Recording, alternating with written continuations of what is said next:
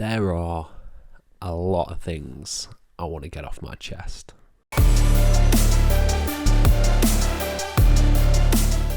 Hello and welcome to FCTR, I am Hugh McQuaid, and today we are talking the debut episode of AEW Collision. It has happened, the return of CM Punk, and much more happened on this episode, but we will dive into that in a moment. But first, hit subscribe, please like this video, please comment your thoughts on Collision down in the comments below, and I will try and reply to every single one of them as we dive into the latest 2-hour broadcast from AEW. 2 new hours of AEW content promising new returns, new faces, fresh faces, and all that good stuff. So yeah, this is going to be my review. I'll tell you the angles, tell you the matches, tell you what happened, and I'll just tell you if they were good. That's how a review works. So we're starting off with the intro. The intro is a weird one for me because I love the song Elton John, Saturday Night's Alright for Fighting. It's a good song. I don't necessarily think it fully fits with the video montage because the video montage is very sort of, it's not retro, and Saturday Night's Alright for Fighting feels quite retro. Instead, it feels, the video is very electronic in that regard. So I don't think the two necessarily blend, but I think it really hypes you up for the show. I think it's a great show, great song to open the show. And there we have the commentary team of Kevin Kelly and Nigel McGuinness, and my prayers have been answered. Already my two favourite commentators in the world together, and it is perfect. It is near perfection. Obviously, I love Kevin Kelly. I think he's great. Nigel McGuinness is in my top 3 commentators of all time during his time in NXT with Mauro Ranallo, and I think they work really well together. Really, really well. It's such a different dynamic to what's happening on commentary on Dynamite. It feels a lot more serious because Taz and Excalibur and Tony Schiavone, they do have these in-jokes. They have these little witty jokes, whereas you've got Kevin Kelly, who's the play-by-play, and then you've got a bit of colour from Nigel McGuinness in there. I think it worked really well. Really, really well. Crowds all chanting for CM Punk. Out comes CM Punk, and he's carrying 2 boots around his neck and a big red bag. He walks slowly to the ring, shaved head. He looks almost like a different man, a different version of CM Punk. And this is the talking point. This is what everyone is talking about coming out of this episode. It is the promo from CM Punk. Now, I was nervous when he had the microphone, when he initially went for the microphone, because I was very, very worried, what is this man going to say? What he said wasn't,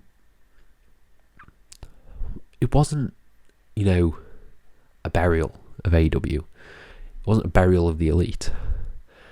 But to me, everything he said came across as bitter and a little bit resentful and very sort of heelish in that regard. But he's getting cheered because obviously it's Chicago, so it was almost like a cult kind of reaction. He's saying everything that he knows the Chicago fans will lap up. And I don't know, it just didn't sit well with me, if you get what I'm saying. So some of the things he said, let's dive into this. He obviously, he wants to talk about his past. Tell me when I'm telling lies. He was saying that before he left. And the big line coming out of this is when he brings up David Zaslav, who is the, I believe he's the chairman or CEO of Warner Brothers Discovery at the moment. So he's like head over all of that stuff, DC, movies, everything goes through David Zaslav. David Zaslav calls him One Bill Phil. Which, okay, we'll see where you're going here. You're the moneymaker, you're the star. And he follows that up with something along the lines of, I haven't got the exact quote, which is better than counterfeit bucks. Direct shot at the Young Bucks there, which again didn't sit well with me entirely. So you have all this sort of shooty stuff at the beginning about where he's been, what he's doing, and I think that's pretty much a direct reference to the Young Bucks. It is a direct reference to the Young Bucks because they mentioned it in their Twitter bio, which I'll do the whole thing. And then he went into a bit more storyline kind of thing, where he reveals that he's got these boots around his neck because people want him to hang up his boots. And he's not going to do that. He will hang up the boots when there is someone fit to fill his boots. I thought that was a really nice line.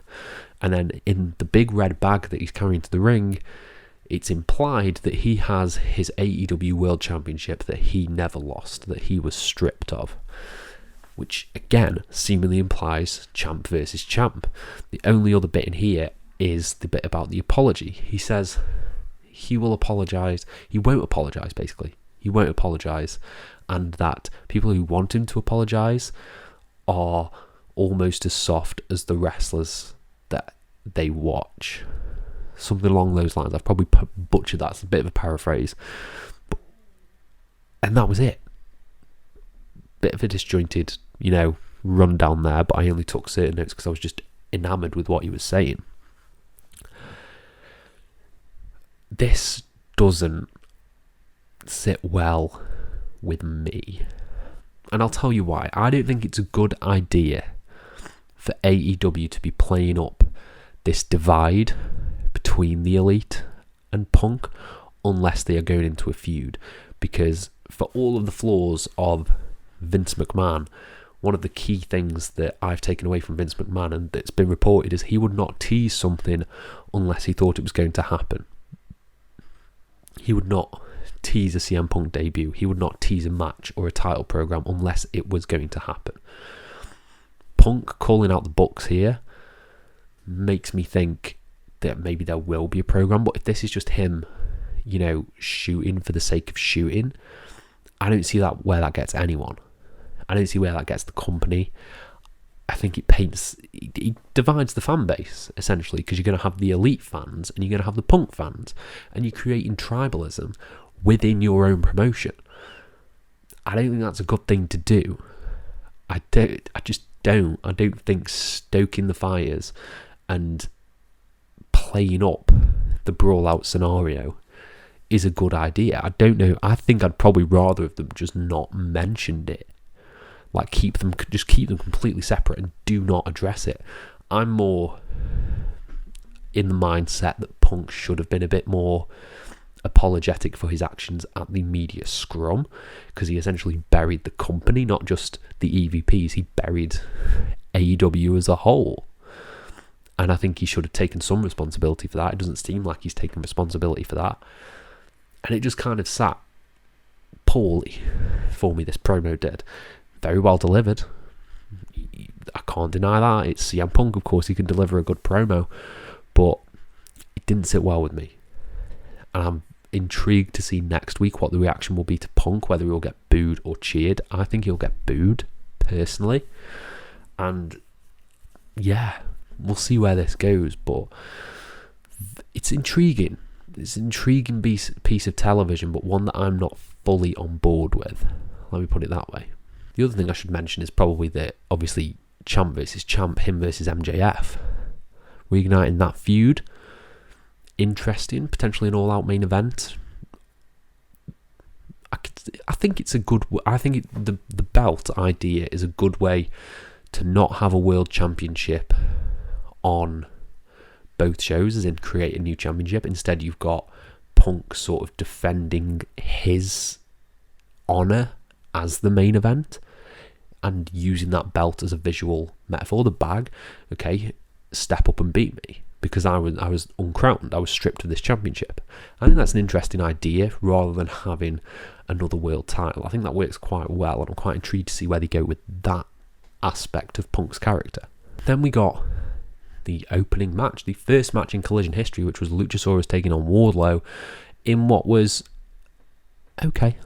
It was an okay bout. I don't have anything truly negative to say about this, other than it was just fine.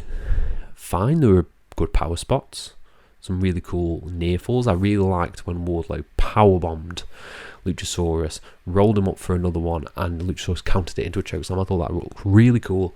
But this was all about the finish, in which Christian Cage clocked Wardlow with a camera twice. He went right on his head, and then clothesline to the back of the head from Luchosaurus. Luchosaurus picked up the win and is the new TNT champion. Ooh, I want to see. I'm excited for this dynamic of Wardlow, of Luchosaurus potentially being just a surrogate champion who gives the belt to Christian, and Christian wears the belt, he holds the belt, and just uses Luchosaurus to defend it. I think that's really interesting play for Christian's character. Wardlow needs to get away from this championship immediately, like ASAP. Put him anywhere, international championship, fucking trios, anything. Just get him away from the TNT championship, because it is dragging Wardlow down like an anchor around his neck. And yeah, anything else for Wardlow, dear God, please. But this was a fun angle, fun title change to open the show. Then we got QT Marshall and Powerhouse Hobbs announcing that Powerhouse Hobbs will be part of the Owen Hart tournament. These two don't fit at all, Marshall and Hobbs, and I hope they split soon. Then we got match of the night, Buddy Matthews taking on Andrade El Idolo. This was awesome. I mean, first of all, they called him Buddy Murphy on his way down, which I thought was funny, and they just had an absolute banger of a match. They started out fast, and they got faster with each person playing up their injuries and their surgeries that you've had, as Buddy was working over the shoulder of Andrade, and Andrade was working over the knee of Buddy. It was awesome, and I've missed Andrade so much. Andrade could be a top babyface for this company. He is that good. His entire offense is sick. When he did the diving, he did the handspring moonsault from the apron in like the first 2 minutes, which looked amazing. He did the springboard off the barricade into a Hurricane Rana, sending Matthews into the barricade. Looked amazing. And then it eventually divulged into working over the other person's body part, as Andrade picked up the win with a figure 8. He hit the figure 8. His wife, did they get married or are they still fiancé? I think they're married. With Charlotte Flair's finisher. He hit the figure 8, bridged up, and Matthews tapped. Really innovative finish, really cool. Maybe he'll add it to his arsenal and add it to his moveset. I think that's really cool wrinkle there. And he goes to shake the hand of Buddy Matthews. Buddy Matthews, nope, no chance. Lights go out, and the House of Black attack Andrade, seemingly setting up a Los Ingobernables, I think that's how you pronounce it, versus House of Black feud for the Trios Championships, which just be incredible. This was one of my favourite things on the show. I loved all of this. Then we got the return of the Redeemer, Miro, who destroyed to his credit, very annoying Tony Nese in a quick match, which saw a few bits of flurries of offense from Tony Nese, but Miro ultimately killed him, hit the match kick, hit the game over, and won. We didn't get any full story developments for Miro. I wonder if he's going to be part of the TNT title picture, but I'm very intrigued to see this. I'd personally like to see Miro against Samoa Joe.